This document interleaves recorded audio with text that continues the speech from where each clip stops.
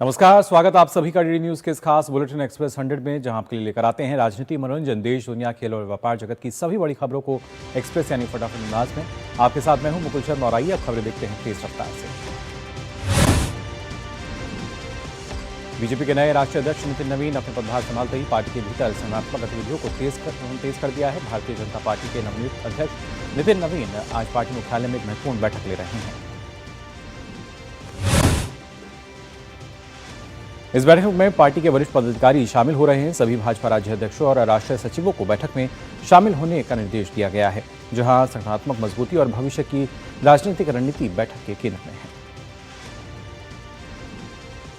और आइए अब सीधा प्रहार भी किया डीएमके पर और बताया कि किस तरीके से उदयनिधि स्टालिन, जिन्होंने उस वक्त जिस तरह का भाषण दिया था, उसको लेकर मद्रास हाईकोर्ट की अगर बात की जाए, मदुरई बेंच ने भी ये स्थिति साफ कर दी है कि किसने इस तरह की हीट स्पीच जो थी वो उस वक्त दी थी। और साथ ही साथ अमित मालवीय, जिसके खिलाफ हमने देखा था जो मामला दर्ज किया गया था, उनको एक तरीके से उन्होंने बताया कि सिर्फ प्रताड़ित करने के लिए इस तरह का जो मामला है उन पर दर्ज किया गया था। अब आइए आगे बढ़ते हैं एक्सप्रेस 100 में।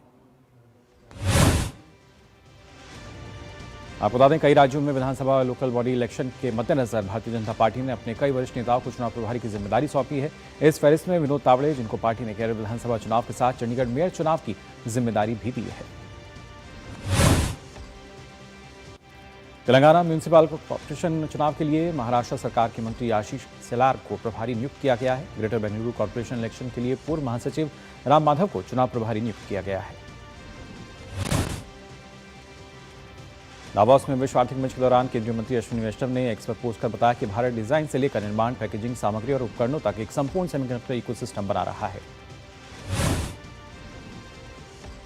गूगल भारत के एआई इकोसिस्टम को लेकर अपनी प्रतिबद्धता को और मजबूत कर रहा है। इसके तहत विशाखापट्टनम में $15 अरब का एआई डेटा सेंटर और भारतीय स्टार्टअप्स के साथ साझेदारी की जा रही है। भारतीय निर्वाचन आयोग ने विशेष मतदाता सूची पुनरीक्षण प्रक्रिया के बीच देश भर में 22 नए रोल ऑब्जर्वर्स की बड़ी तैनाती की है। इस ताज़ा नियुक्ति के तहत पश्चिम बंगाल को 11 नए ऑब्जर्वर्स दिए गए हैं, जिसके बाद राज्य में कुल तैनात अधिकारियों की संख्या 20 तक पहुंच गई है।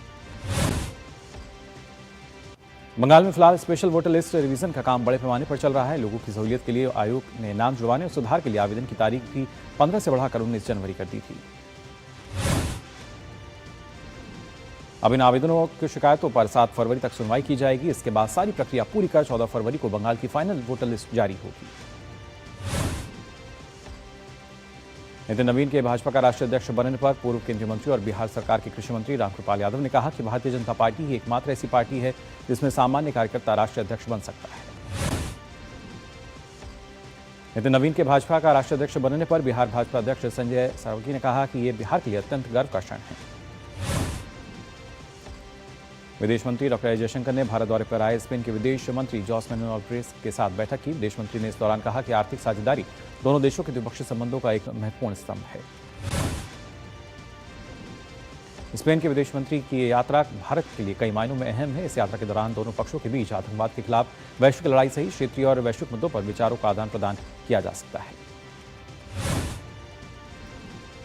बीजेपी ने आने वाले समय में विभिन्न राज्यों में होने वाले विधानसभा और निकाय चुनाव के लिए तैयारियां शुरू कर दी हैं। बीजेपी ने नवनियुक्त राष्ट्रीय अध्यक्ष नितिन नवीन ने कई बड़े नामों को अहम जिम्मेदारियां सौंपी हैं।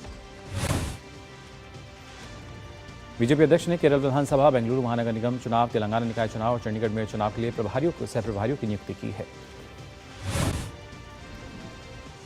पश्चिम बंगाल में आशा वर्कर्स ने ममता सरकार के खिलाफ मोर्चा खोल दिया है। वे अपनी न्यूनतम भत्ते की वृद्धि की मांग को लेकर प्रदर्शन कर रही हैं। आशा वर्कर्स ने स्वास्थ्य भवन के सामने विरोध प्रदर्शन का आह्वान किया है। वहीं इस कड़ी में आज सुबह कोलकाता जा रही आशा कार्यकर्ताओं को कटवा स्टेशन पर पुलिस द्वारा रोका गया। बंगाल पुलिस द्वारा आशा कार्यकर्ताओं को स्वास्थ्य भवन जाने से रोकने और स्वास्थ्य भवन को किले में तब्दील करने पर भाजपा नेता शुभेंदु अधिकारी ने कड़ी निंदा की है। भाजपा नेता शुभेंदु अधिकारी ने वीडियो साझा कर लिखा कि ममता की पुलिस आशा बहनों और दीदियों को रोकने के लिए लोहे की दीवार बना रही है। पश्चिम बंगाल में एसआईआर में लॉजिकल डिस्क्रिपेंसी यानी तार्किक विसंगतियों को लेकर एक नया अपडेट है। सुप्रीम कोर्ट के नए निर्देश के बाद राज्य चुनाव आयोग के कामकाज का दायरा काफी बढ़ गया है। पश्चिम बंगाल में चुनाव से पहले बढ़ती हिंसा को लेकर राज्यपाल सीवी आनंद बोस ने सख्त रुख अपनाया है। उन्होंने कानून व्यवस्था बनाए रखने के लिए एक अहम एडवाइजरी जारी की है। राज्यपाल सीवी आनंद बोस ने खुफिया तंत्र को मजबूत करने और केंद्र और राज्य एजेंसियों के बीच बेहतर समन्वय और संवेदनशील इलाकों में कड़ी निगरानी पर जोर दिया। राज्यपाल ने यह भी सलाह दी है कि मदद के लिए आने वाली कॉल्स पर तुरंत प्रतिक्रिया दी जाए। भीड़ नियंत्रण के दौरान संयम बरता जाए और तनाव कम करने के लिए स्थानीय नेताओं के साथ समन्वय किया जाए। महाराष्ट्र के आर्थिक भविष्य को नई दिशा देते हुए मुख्यमंत्री देवेंद्र फडणवीस ने दावोस में मुंबई में 3.0 का आधिकारिक रोडमैप पेश किया।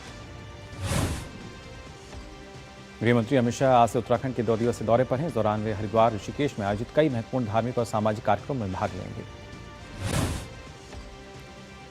गृहमंत्री अमित शाह आज स्वागाश्रम स्थित गीता भवन पहुंचेंगे, जहां गीता प्रेस द्वारा प्रकाशित मासिक पत्रिका कल्याण के शताब्दी अंक के विमोचन समारोह को संबोधित करेंगे। भारत 16 से 20 फरवरी तक भारत मंडपम में एआई प्रभाव शिखर सम्मेलन की मेजबानी करेगा। ये शिखर सम्मेलन वैश्विक दक्षिण में आयोजित होने वाला पहला वैश्विक कृत्रिम बुद्धिमत्ता एआई शिखर सम्मेलन होगा। गुरुग्राम हरियाणा के मुख्यमंत्री नायब सिंह सैनी ने स्टार्टअप, आईटी और आईटीएस उद्यमियों के साथ बजट से पहले एक परामर्श बैठक की अध्यक्षता की। ग्रेटर नोएडा में 1 गीगावाट क्षमता वाला अत्याधुनिक डेटा सेंटर स्थापित किया जाएगा। करीब 2.10 लाख करोड़ के इस निवेश के साथ ये भारत का अब तक के सबसे बड़े निवेशों में से एक होगा। दिल्ली के भारत मंडपम में भारतीय चुनाव आयोग द्वारा आयोजित लोकतंत्र और चुनाव प्रबंधन पर भारत अंतर्राष्ट्रीय सम्मेलन 2026 के में मुख्य चुनाव आयुक्त ज्ञानेश कुमार ने अपना संबोधन दिया। मुख्य चुनाव आयुक्त ने अपने संबोधन में कहा कि भारत में पूरी दुनिया, खासतौर से सबसे बड़ी लोकतंत्र की कवायद होती है, जिसमें लोग अपने मताधिकार का प्रयोग करते हैं, चाहे फिर वह पारदर्शिता हो या आंकड़े।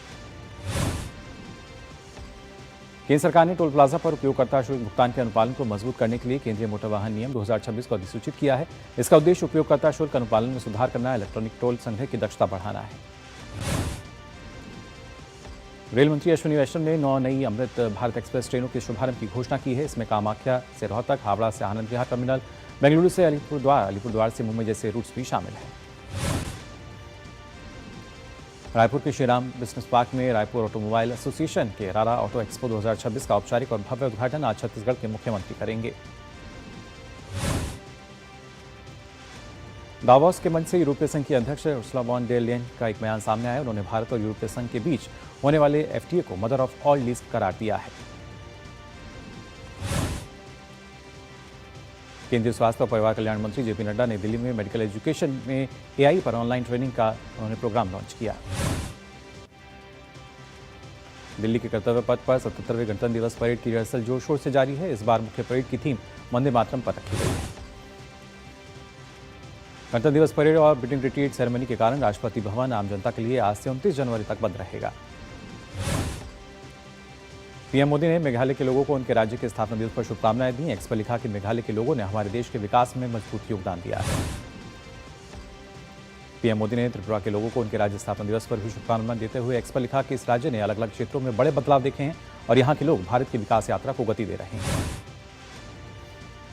साथ ही पीएम ने एक्स पर लिखा कि मणिपुर राज्य स्थापना दिवस के मौके पर राज्य की अपनी बहनों और भाइयों को हार्दिक शुभकामनाएं देता हूं।